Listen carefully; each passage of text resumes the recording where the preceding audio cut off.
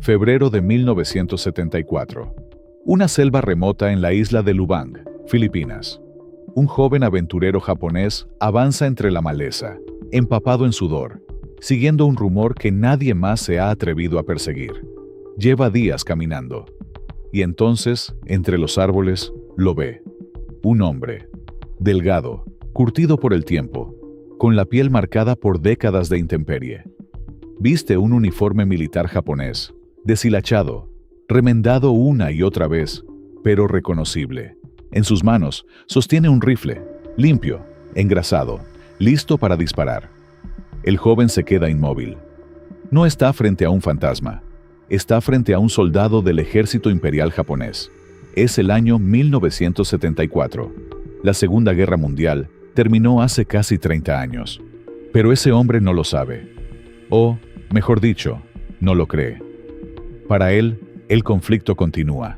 Cada día, cada noche, cada disparo que ha escuchado en la jungla durante 3 décadas ha sido, en su mente, una batalla más en una guerra que nunca acabó. ¿Cómo es posible que un ser humano pase casi 30 años de su vida convencido de que el mundo seguía en guerra, mientras ese mismo mundo avanzaba sin él? Esta es la historia de Hiro Onoda, el hombre que se negó a perder una guerra que ya estaba perdida. Para entender a Hiro Onoda, hay que entender primero al Japón que lo formó.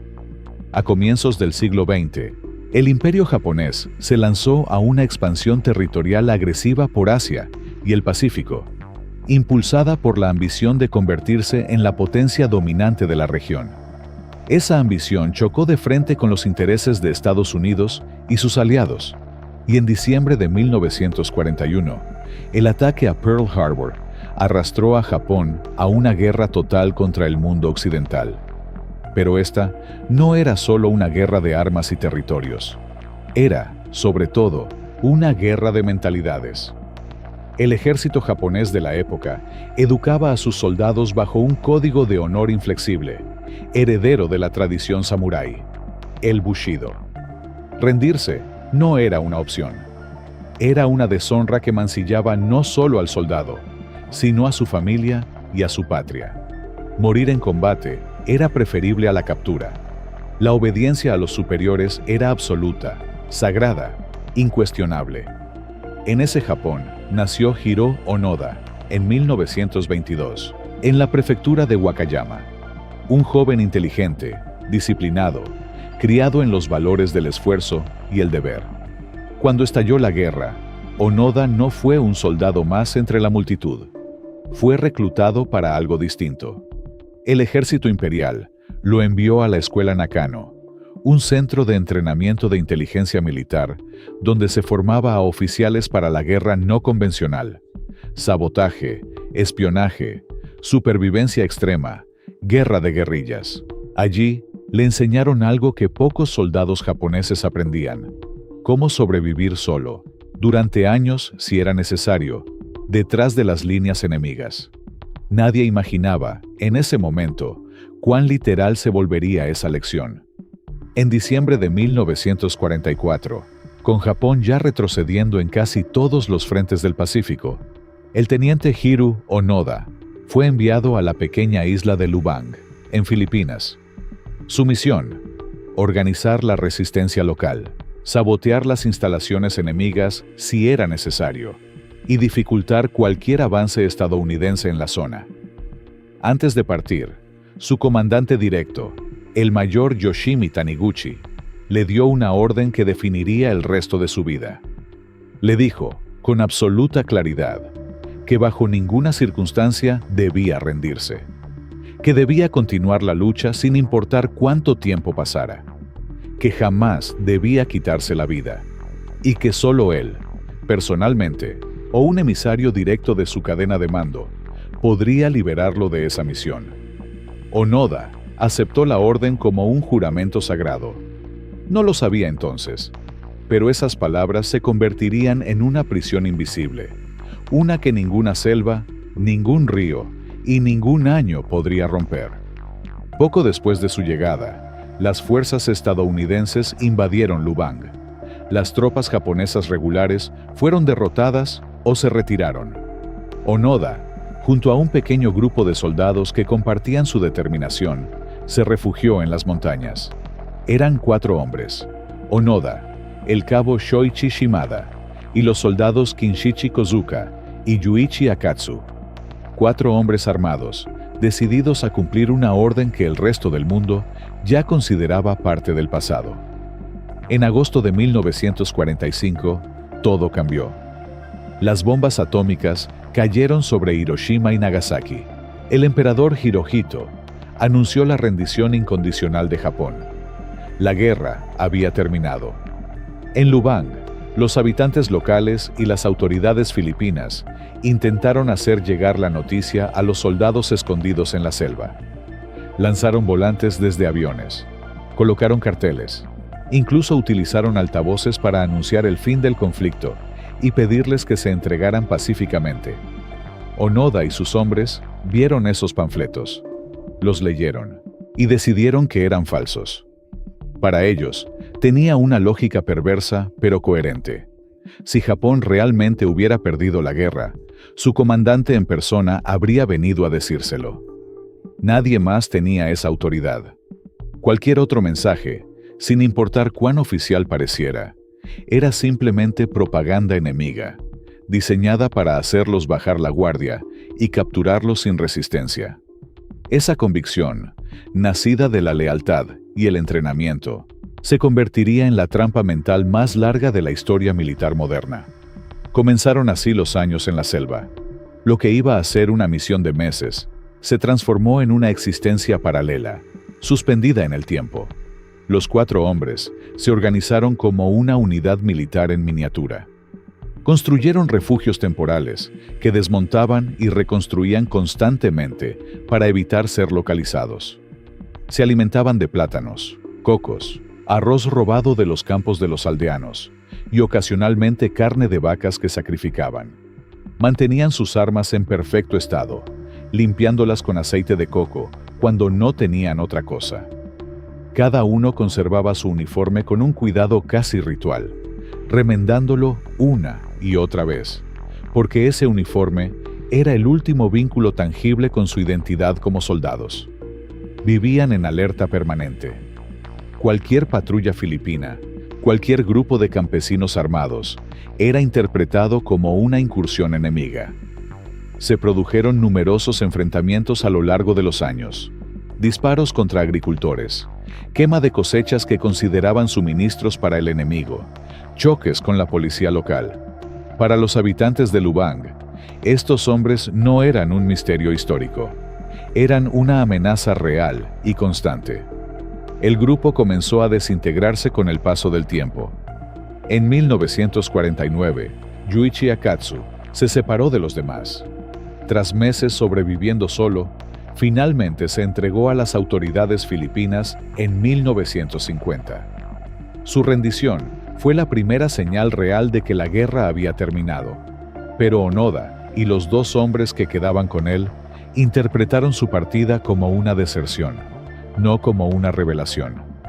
En 1954, durante un enfrentamiento con una patrulla de búsqueda, Shoichi Shimada recibió un disparo y murió. Onoda y Kozuka quedaron solos, 2 hombres contra una selva, contra el tiempo, contra un mundo que ya no los esperaba. Y el mundo, mientras tanto, seguía girando. Mientras Onoda patrullaba senderos que conocía de memoria, Japón se reconstruía y se convertía en una potencia económica. Estados Unidos y la Unión Soviética entraban en una guerra fría que dividiría al planeta durante décadas. La humanidad desarrollaba la televisión a color, la energía nuclear con fines civiles, las primeras computadoras. En 1969, mientras Onoda y Kozuka seguían escondidos entre los árboles de Lubang, 2 astronautas estadounidenses caminaban sobre la superficie de la Luna. Generaciones enteras nacían, crecían y formaban familias sin haber conocido jamás la guerra que aquellos 2 hombres todavía creían combatir. En 1972, una patrulla filipina localizó a Onoda y Kozuka. En el enfrentamiento que siguió, Kozuka fue alcanzado por los disparos y murió en el acto. Su muerte llegó a los periódicos japoneses, y el hallazgo de su cuerpo confirmó algo extraordinario. Si Kozuka había sobrevivido hasta 1972, era muy probable que Onoda siguiera con vida. Pero Onoda, ahora completamente solo, no flaqueó. Continuó su rutina como si nada hubiera cambiado. Seguía siendo, en su propia mente, un oficial en activo, cumpliendo una orden que nadie le había revocado. Esa noticia llegó hasta un joven llamado Norio Suzuki, un estudiante japonés con un espíritu inquieto y una afición particular por lo inexplicable. Suzuki anunció a sus amigos que viajaría por el mundo en busca de 3 cosas: el panda gigante, el abominable hombre de las nieves y el teniente Hiroo Onoda. Las 2 primeras parecían leyendas. La tercera resultó ser real. En febrero de 1974, Suzuki llegó a Lubang y, contra todo pronóstico, logró localizar a Onoda en la selva. Se sentó frente a él, sin armas, dispuesto a hablar. Le explicó que la guerra había terminado hacía casi 30 años. Le habló de la derrota de Japón, de la reconstrucción del país, del mundo moderno que existía más allá de aquella isla. Onoda escuchó, pero no se movió de su posición. Le respondió con una calma inquebrantable. Él no podía abandonar su misión solo porque un civil, sin autoridad militar alguna, se lo pidiera. Su orden había llegado de un superior directo, y solo ese mismo superior, o alguien designado por él, podía liberarlo de su juramento. Suzuki comprendió que no estaba frente a un hombre confundido, sino frente a un soldado absolutamente coherente con su propio sistema de creencias. Regresó a Japón decidido a encontrar a la única persona que podía cerrar ese círculo: el mayor Yoshimi Taniguchi, el oficial que 30 años atrás le había dado a Onoda aquella orden. Taniguchi ya no era militar. Se había convertido en un modesto vendedor de libros. Pero cuando supo que su antiguo subordinado seguía con vida, esperando una orden que solo él podía dar, no dudó en viajar hasta Lubang. El 9 de marzo de 1974, Taniguchi se presentó ante Onoda, ahora con el cabello cano y el rostro marcado por casi 30 años de aislamiento. Y allí, frente a frente, leyó en voz alta la orden oficial. La misión había terminado. Onoda quedaba relevado de su deber. El momento fue devastador y liberador al mismo tiempo. Según relataría más tarde el propio Onoda, sintió que el mundo que conocía se desplomaba en un instante. 30 años de sacrificio, de pérdidas, de convicción absoluta, se disolvían frente a una simple lectura de papel. No sintió alivio inmediato, sintió vacío. Había vivido tanto tiempo dentro de una misión que, al perderla, también perdió una parte fundamental de quién era. Entregó su rifle, su sable de oficial y su munición. El soldado que se había negado a perder una guerra, finalmente regresaba a un mundo en paz. El regreso de Onoda a Japón, en 1974, fue recibido como un acontecimiento nacional. Multitudes lo aclamaron como un símbolo de lealtad y disciplina. La prensa lo presentó como el último samurái, el hombre que jamás traicionó su palabra. El gobierno filipino, a través del presidente Ferdinand Marcos, le concedió el perdón por las acciones cometidas durante sus años de resistencia armada. Pero detrás de los aplausos, Onoda enfrentó algo para lo que ningún entrenamiento militar lo había preparado. Un Japón completamente distinto al que había dejado. Un país moderno, próspero, pacifista, donde los valores que él había defendido con su vida parecían pertenecer a un pasado lejano. El choque cultural fue tan profundo que, años más tarde, decidió mudarse a Brasil para iniciar una nueva vida como ganadero, alejado del ruido mediático y de una sociedad que ya no reconocía del todo. La historia de Hiroo Onoda no admite una lectura simple. No fue un héroe en el sentido tradicional, porque su resistencia causó muertes evitables y prolongó un sufrimiento innecesario, tanto para los habitantes de Lubang como para él mismo. Pero tampoco fue un villano, ni un fanático irracional. Fue, ante todo, un hombre absolutamente coherente, con un sistema de valores que se le inculcó desde joven: el honor, la obediencia, la lealtad incondicional a una palabra dada. Su historia revela algo profundamente humano: la capacidad de la mente para sostener una creencia durante décadas, incluso cuando toda la evidencia disponible la contradice, si esa creencia está sostenida por un sentido de propósito y pertenencia.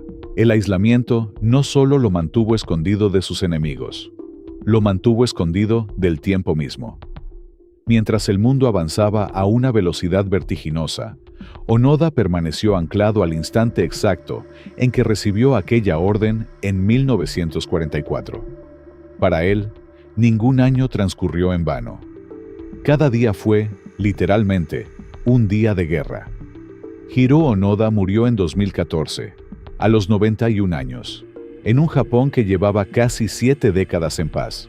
Quizás la pregunta más inquietante de toda su historia no sea cómo pudo no saber que la guerra había terminado, sino cuántas de las guerras que nosotros mismos seguimos combatiendo en silencio, día tras día, en realidad ya terminaron hace mucho tiempo, y simplemente nadie nos lo ha dicho todavía.